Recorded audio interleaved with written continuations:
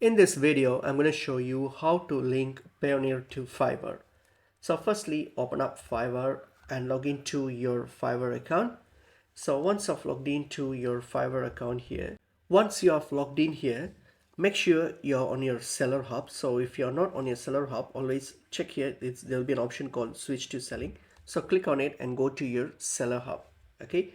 And once you're on your seller hub here, this will take you to your dashboard here. So what we're going to do here is click on my business. So under my business, there will be earnings option. Click on the earnings option. And then once you are here on the earnings option here, you're going to see there's an option called under funds add payout method. Click on add payout method, click on it.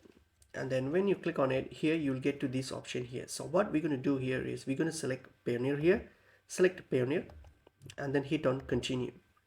Okay, so when you hit on continue, so this will now take you to the authorization page here.